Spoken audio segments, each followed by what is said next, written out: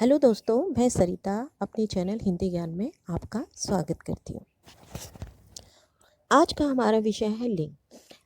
लिंग को किस तरह से पहचाना जा सकता है। तो लिंग की पहचान दो प्रकार से होती है। एक तो शब्द के अर्थ से होती है। तो जितने भी प्राणीवाचक शब्द होते हैं उनका जो अगर हम लिंग पता करना चाहते हैं कि ये पुल्लिंग है या स्त्रीलिंग है, तो वो उनके अर्थ के आधार पर किया जाता है। और जो अप्राणीवाचक होते हैं, जैसे निर्जीव वस्तु होती हैं, उनके रूप के आधार पर उनका लिंग का निर्धारण होता है कि ये कौन सा लिंग है।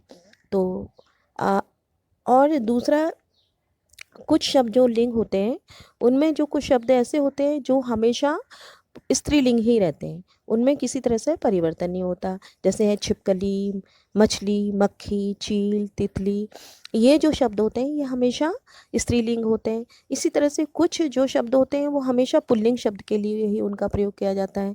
जैसे खटमल है, कनखजूरा है, बिच्छू है, मगरमच्छ है, उल्लू, भेड़िया। वैसे तो लिंग को पहचानना बहुत आसान है। इसका एक आसान तरीका यही है कि हम इसे वाक्य में प्रयोग करें। जैसे कि एक पेड़, उदाहरण लेते हैं हम एक पेड़। अब पेड़ पुल्लिंग है या स्त्रीलिंग है या जानने के लिए हम इसे वाक्य में प्रयोग करें। जैसे पेड़ बहुत बड़ा है। अब इससे हमें पता चलता है कि ये पुल्लिंग शब्द है।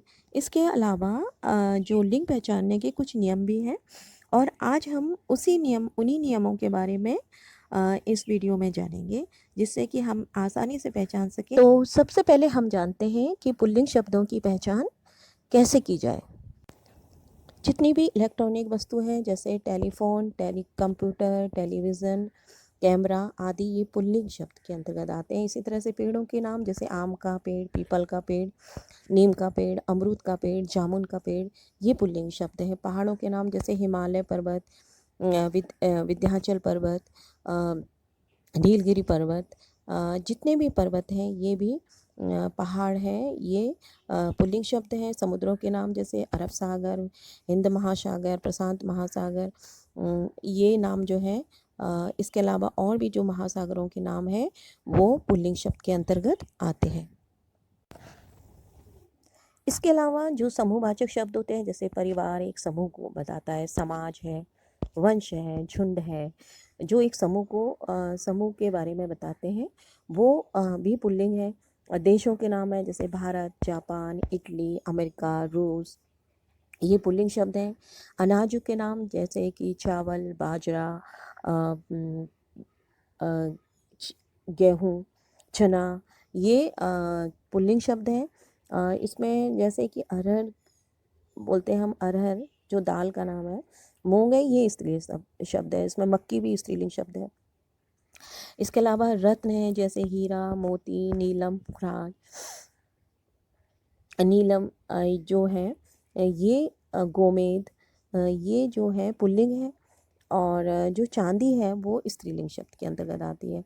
और जो धातु में जैसे लोहा है, कोयला है, ये भी पुल्लिंग शब्द है।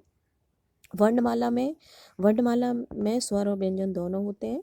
तो इसमें जो स्वर है जैसे छोटी, बड़ी, री, ए और ऐ, ये तो स्त्रीलिंग है। इनको छोड़कर जितने भी वर्णमाला के शब्द हैं, क ख ग घ, च छ ज झ, अ क से लेके ज्ञ तक, और अ और आ, उ, ओ, औ, ये जो शब्द हैं ये पुल्लिंग शब्द हैं। सिर्फ छोटी ई, बड़ी ई, री और ए जो है वो स्त्रीलिंग शब्द हैं।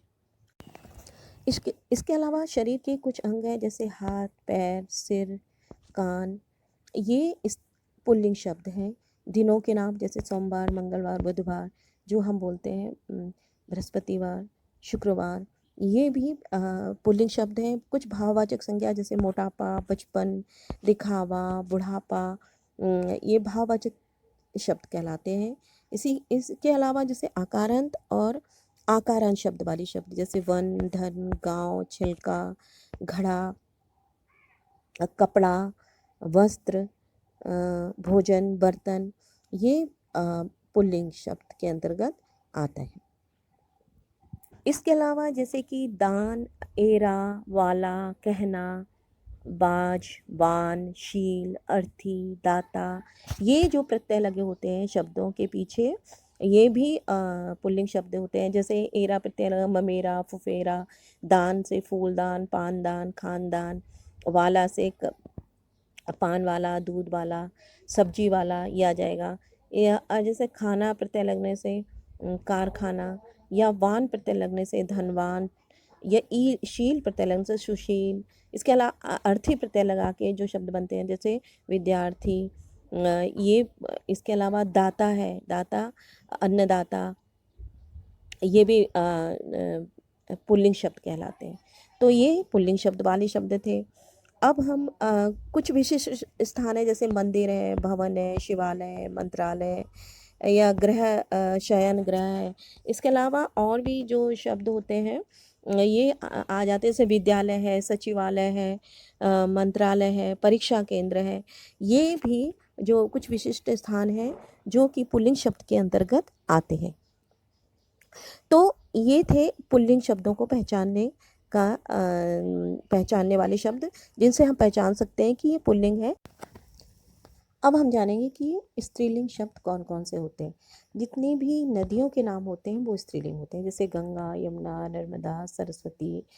जितनी भी नदियाँ होती हैं वह सब स्त्रीलिंग होती हैं। इसके अलावा तिथियाँ होती हैं, जैसे प्रथमा, द्वितीया, तृतीया, एकादशी। जितनी भी तिथियाँ होती हैं ये सब स्त्रीलिंग होती हैं।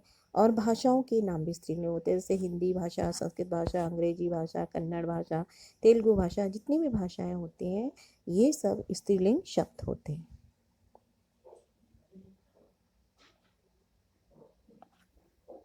इसी तरह से महीनों के नाम, जैसे जनवरी, फरवरी, मार्च, अप्रैल, मई, जून, ये सब जो मंथ के महीनों के नाम होते हैं ये भी स्त्रीलिंग शब्द होते हैं। आभूषण यानी गहने जो हम पहनते हैं, जैसे अंगूठी है, माला है, पायल है, नथ है, हाथों के जो कंगना है, ये जो जितने भी गहने होते हैं, आभूषण होते हैं, ये स्त्रीलिंग शब्द होते हैं। इसके अलावा बोलियां, जैसे मारवाड़ी, हरियाणवी, बुंदेलखंडी, जो बोलियां हैं, छोटी छोटी जगह पर, छोटे प्रदेश जगह पर, स्थान पर बोली जाने वाली भाषा जो बोलते हैं हम, वो उसको बोली कहते हैं। तो जितनी भी बोलियां होती हैं ये स्त्रीलिंग शब्द होते हैं। इसी तरह से झीलों के नाम, जैसे मानसरोवर झील, डल झील, नैनी झील, और जितनी भी झीलें होती हैं वो भी स्त्रीलिंग शब्द होते हैं। बेलों के नाम भी स्त्रीलिंग होते हैं, चाहे फूलों के बेल हो या सब्जी के बेल हो, किसी भी जो बेल होती है वो सब स्त्रीलिंग होती है। और इसके अलावा जो प्रत्यय लगा के शब्द, जैसे इमा, ई प्रत्यय, इमा प्रत्यय, ईया प्रत्यय, ता, आवट, आहट, प्रत्यय लगाकर जो शब्द बनाए जाते हैं वो भी स्त्रीलिंग होते हैं। जैसे ई प्रत्यय लगा के सर्दी, ईमा प्रत्यय लगा के गरिमा, ईया प्रत्यय लगाकर गुड़िया, ता प्रत्यय लगा के पशुता, आवट प्रत्यय लगा के सजावट, आहट प्रत्यय लगा के घबराहट। ये जो शब्द बने हैं ये भी सब स्त्रीलिंग शब्द हैं, शरीर कहलाते हैं। इसके अलावा शरीर के कुछ अंगों के नाम, जैसे आँख है, नाक है, जीभ है, छाती है, कमर है, उंगलियां हैं। ये जो शब्द हैं शरीर के, हमारे अंगों के कुछ नाम, ये स्त्रीलिंग होते हैं। अब मैं आपसे कुछ प्रश्न पूछूंगी जिसके आधार पर आप अपना मूल्यांकन कर सकते हैं। पहला प्रश्न है, निम्न में से कौन सा शब्द स्त्रीलिंग है? आपको इसमें स्त्रीलिंग शब्द बताना है। शिवालय, पन्ना, कावेरी। शिवालय, पन्ना, कावेरी। इसमें से स्त्रीलिंग शब्द कौन सा है?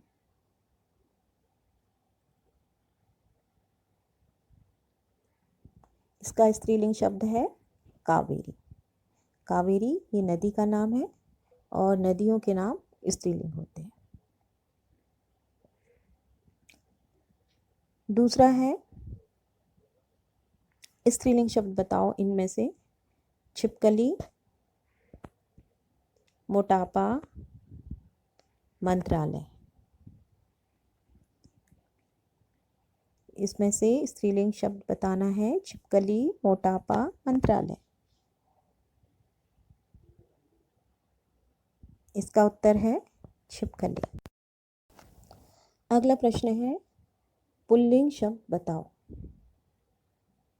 इन शब्दों में से पुल्लिंग शब्द बताइए।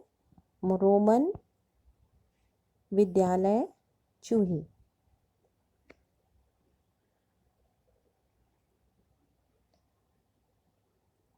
विद्यालय इसमें पुल्लिंग शब्द है। ये रोमन लिपि है और चूही चूहा का स्त्रीलिंग है, और रोमन लिपि है, लिपि हमेशा स्त्रीलिंग होता है, तो विद्यालय पुल्लिंग है।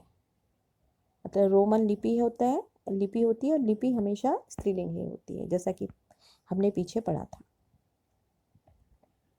अगला प्रश्न है, शिष्य का स्त्रीलिंग शब्द क्या है? शिक्षिका, शिष्या या अध्यापक?